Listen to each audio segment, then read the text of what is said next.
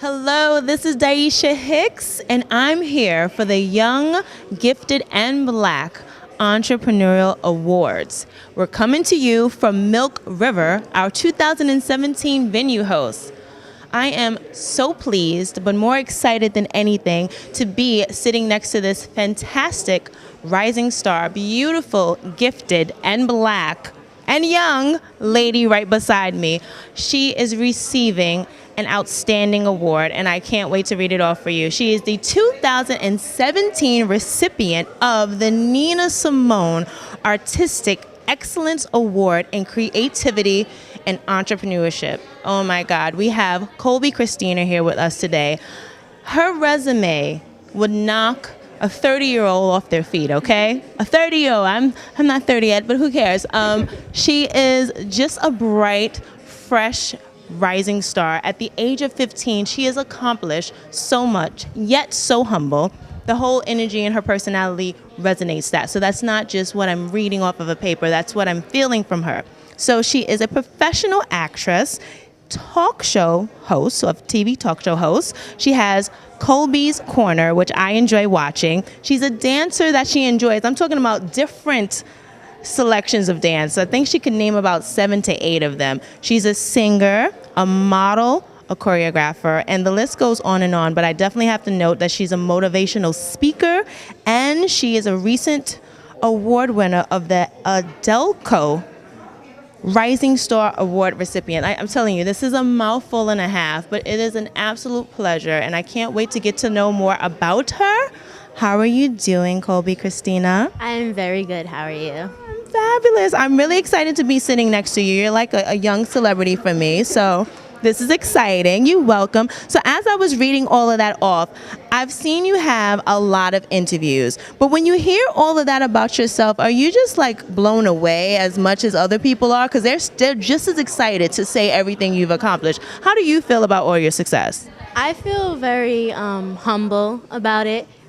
I'm surprised because it doesn't seem like I've done a lot, but like looking at old interviews and my bio, and I'm like, wow, I did all of that and I'm only 15. So it's surprising, but it's like awesome, and I feel very proud of myself to accomplish all these things in a short period of time.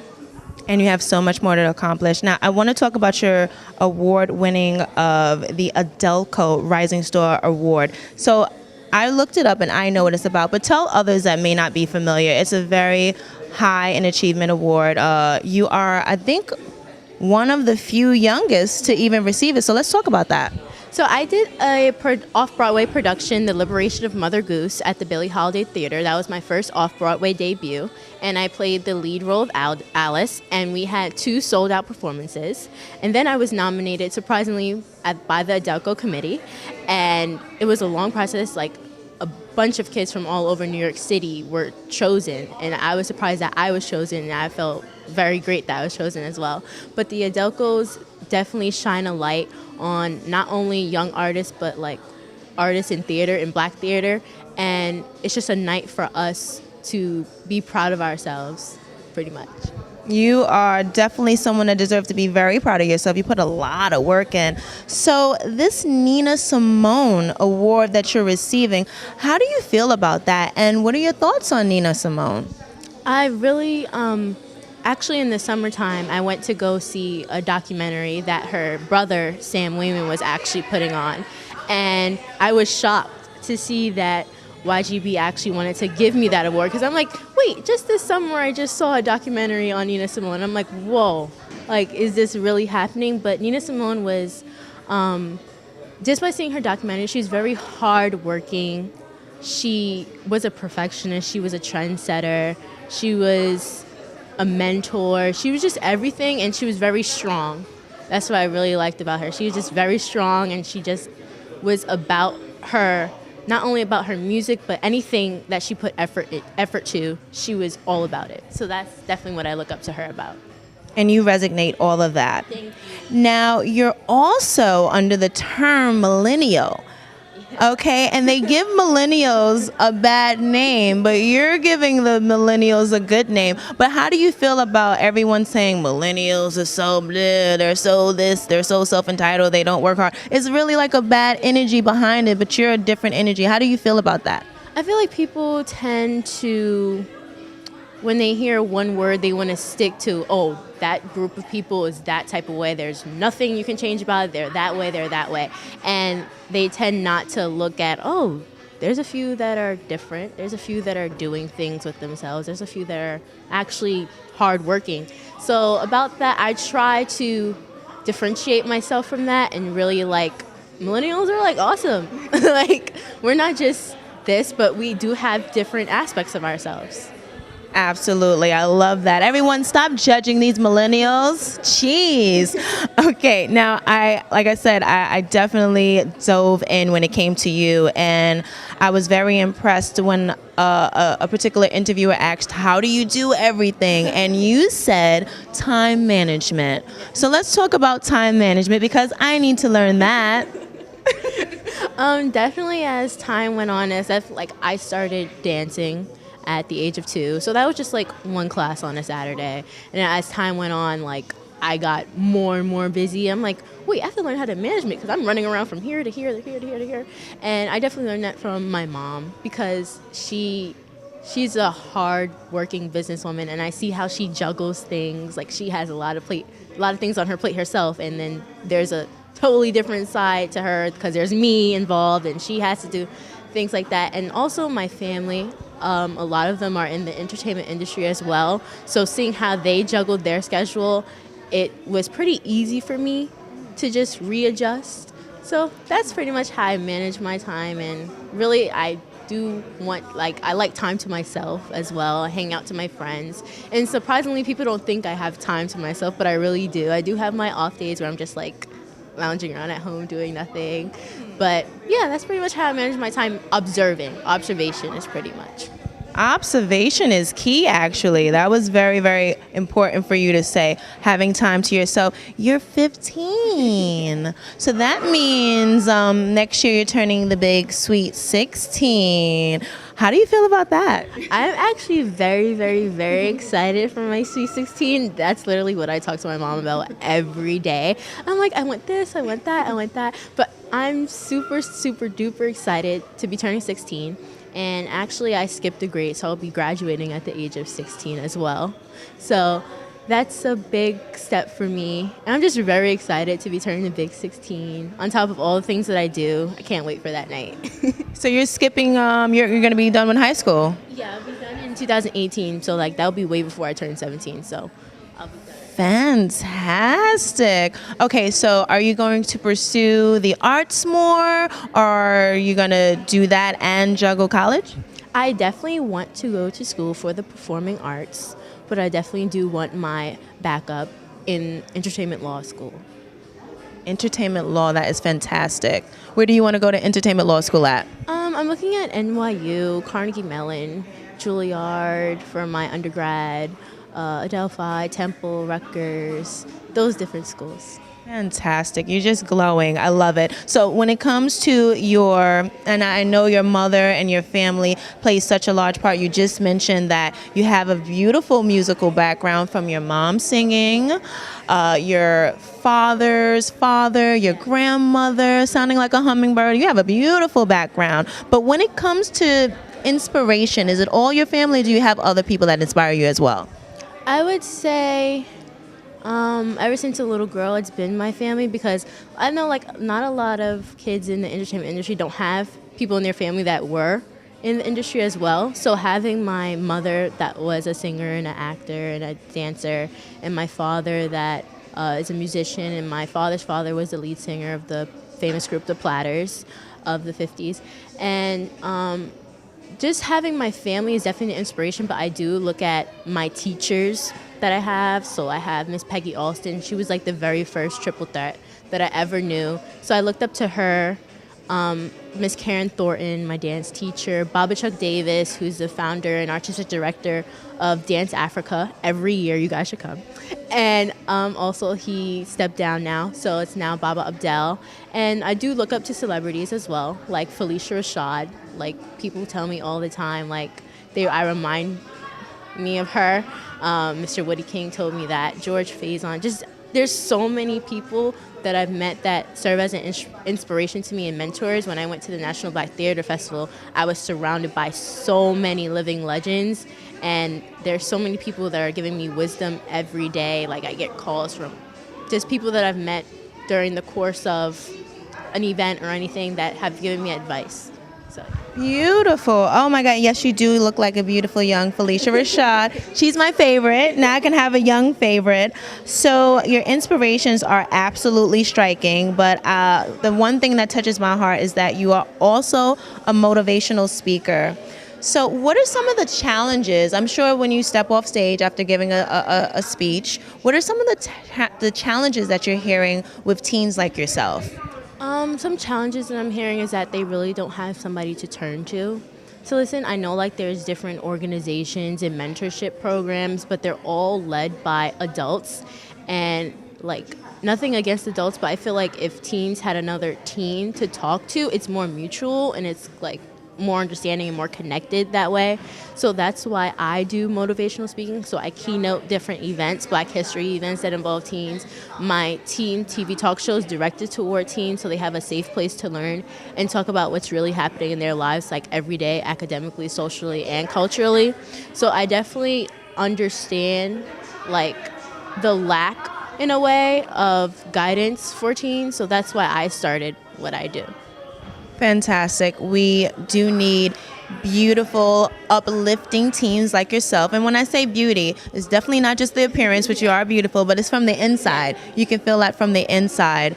And it helps just take a child, a teen, a little bit further to know that they're not alone or they have somebody to represent them. So we thank you for representing. Thank you so much. You're very welcome. Now, when I was reading your beautiful, wonderful website, I love it. I was like, God, I love it. You have Celebrity Teen there, and I love that you say that. But that's also a big responsibility, being a celebrity. There's a lot of pressure, and I want to know, you're only going to become in the limelight even more.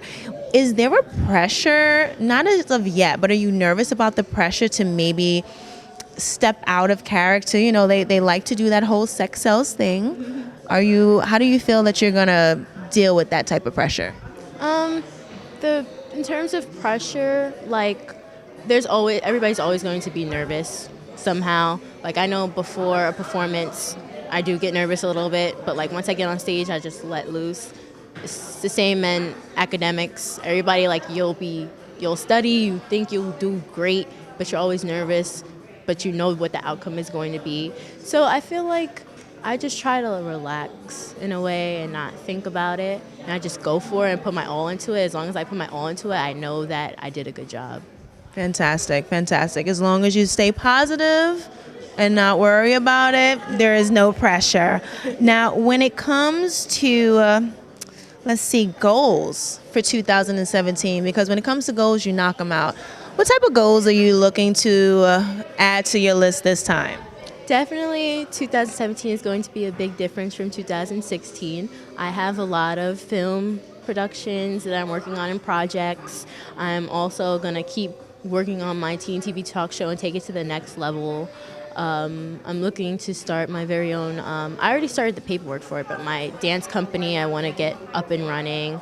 And the goal is to really make it big and be a household name for 2017. Household name. So you're not, once again, you're not a nervous person. Fame. You know, a lot of celebrities that we're seeing on television, they kind of crack under pressure. What are you going to do to just keep it all together? Is it going to be meditating, being with family more? You know, because the pressure is pretty heavy. Yeah, I know, like, that schedules and, like, the pressure is very heavy when you... Yeah, I definitely do. I was at the mall the other day, and then somebody just randomly yelled out my name. I'm like, wait a minute. Where's that coming from? But Definitely, I'm a very humble person. I know a lot of celebrities nowadays. They tend to be very arrogant in a way, and that's not how I want to portray myself. I want to be a person that you can easily come up to. If you want to take a picture, sure. I don't mind taking pictures, but some celebrities, I have met some that are just like, oh, no, not right now. But I don't want to be like that. I want to be more of a sister to you or a friend, close friend. I'm just like everybody else. And I feel like people take the word celebrity and they like really drag it out in a way. But just because you're doing something and you're on TV and you're on this and not everybody does that doesn't make you any better in a way. I don't want to really, I'll take the word celebrity, but I want to be more of a friend and a sister and somebody you can talk to no matter what. Love it. I love it. I hope everybody just pays attention to your energy, please. It's so saturated in egos right now. You're very refreshing. You're definitely very refreshing.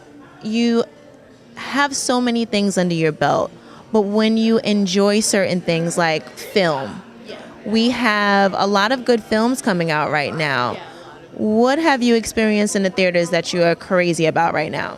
In theaters, a lot of history-based things that I'm seeing a lot of the Nat Turner movie that came out, the Fences movie that just came out.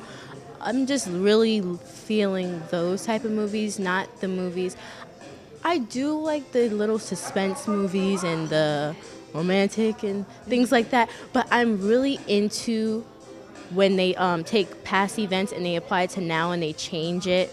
Just like the production that I did, the off-Broadway production. It was from an older play in the 70s, but the director we had, he took that play and made it into something like more grand and like big. So I'm really into past events being turned into something really, really big that people are like, whoa, I did not know that. Like, and I also like I like history as well, but it's different from reading it in the book, but I like acting it out and actually understanding it visually. So I'm into those type of films and theater productions, something that always has a message to it that you have to figure out. Where do you see yourself, if you could play any role, what do you see yourself getting your Oscar award for? Definitely a mystery, like NCIS type of movie. I always really, really like those, something adventurous or mysterious and dark in a way, something that has like a really, just an interesting plot. I really love those type of movies. Love it. I could see you nailing it. There's no way that you wouldn't. You are just such a beautiful rising star. Last but not least, you do so much, but I feel like it's still this energy when it comes to social media. I think it's going to die a little bit, though. Something about it. You're doing real things, but a lot of people focus on social media numbers. Yeah. Has that, yes, yeah, her resume is phenomenal. If you go to her colbychristina.com, beautiful resume. Now, social media, you have people with hundreds of thousands of followers. Does that ever discourage you? No, not necessarily, because sometimes those people, and not being like rude or anything like that, but some of those people that have hundreds and thousands of followers, they don't have a real message that connects with people. So I always tend to, like, if I see artists that have like maybe 1,000 followers and I see them, they turn out to like, they're like really, really good. Don't get me wrong, like there's celebrities or people that have a lot of fan base that they're giving a message, but it's not the majority of them. And I feel like the people like lower than that, they really have more of a message. And I really like that. I don't tend to get like all into the mix of, oh my gosh, I have this many followers and this many followers. And I have enough. That's fine. But I'll leave it to, there's always other press that is going to put it up. Things like that. Like this moment. What's the last thing you would like to give the audience for Young, Gifted, and Black that's tuning in? What's the last thing you'd like to say to them? Definitely towards the teen audience or anybody that's listening. If you have a dream or a goal, please don't give up on it. Definitely, please don't, because there's going to be times where you're like, oh my gosh, I'm so tired. But don't give up on it, because the end result is like priceless and like you won't regret it. She is such a doll. I'm a fan now. And I'm way older than her. Okay. Thank you so much, Colby Christina, for being here. Congratulations on your 2017 award.